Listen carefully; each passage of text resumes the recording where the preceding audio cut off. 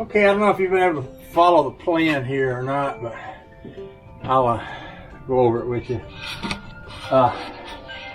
This engine's ready to start. I'm just waiting for the distributor.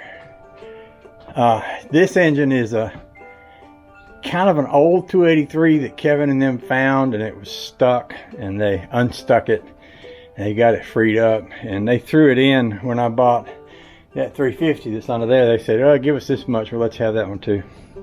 And I said, yeah, okay. What I'm going to do is pull the pistons, crank, cam, everything out of it, so what I've got is just an empty block. And I'm going to put that bell housing on it and that transmission on it, and then I'm going to use it to set up the motor mounts for the rat rod. While this engine is sitting here waiting for the parts, I can pull the Studebaker out of here, get the rat rod in here, get this one up in the air, and once I get that motor, the only reason for stripping it out is just so it's lighter. I could leave it full of stuff. I guess it depends on when my distributor gets here. But bottom line is I can poke that empty, we call that a dummy motor, with that transmission and everything in the rat rod, and I can use it to set up the engine mounts, transmission mounts, and the clutch setup.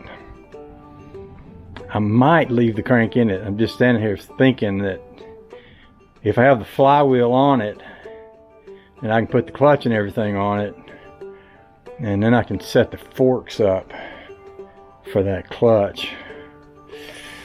That's a thought. I'll think about that thought some while I'm thinking about that thought. But that's a thought. So, anyway, and I believe I could crank this engine right here on that stand.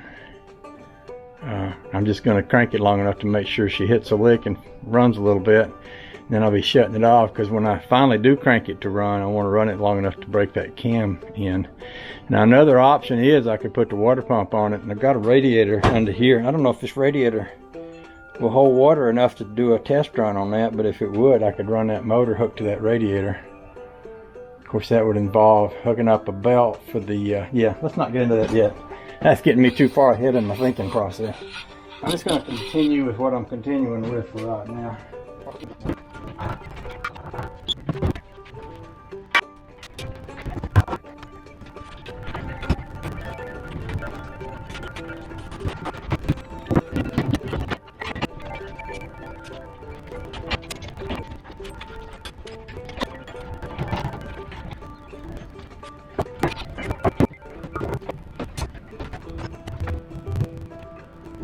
Might need to turn the camera off and think a while, because I want to put a flywheel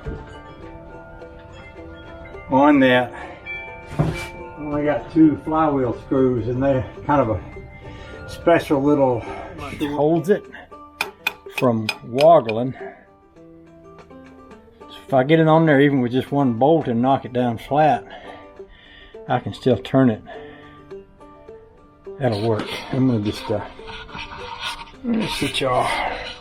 Maybe we can switch it on the motor. I promise not to jump off and commit suicide. There's a pilot bearing in this one too. I should be able to knock that pilot bearing out and use it in mine. That'll save me whatever it costs for a pilot bearing. I mean, know what it costs, but I'm sure they're not giving them away this week. It might be, but I'd be surprised if it was. So I'm just gonna assume they probably not. Might be in my way. This thing's a little heavy. And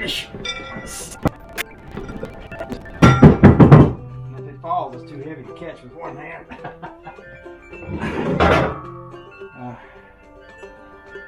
I can tap it with a hammer a little bit to get it up on there. It's so tight, if I don't have it lined up right, I won't be able to turn it. Watch out, toes. Oh yeah, we knew that was going to happen, didn't we?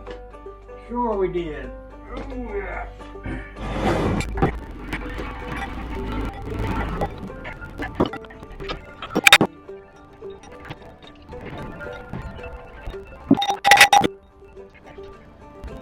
wonder if there's a chance if there's a, certainly there wouldn't be a different size bolt on that one. Would there?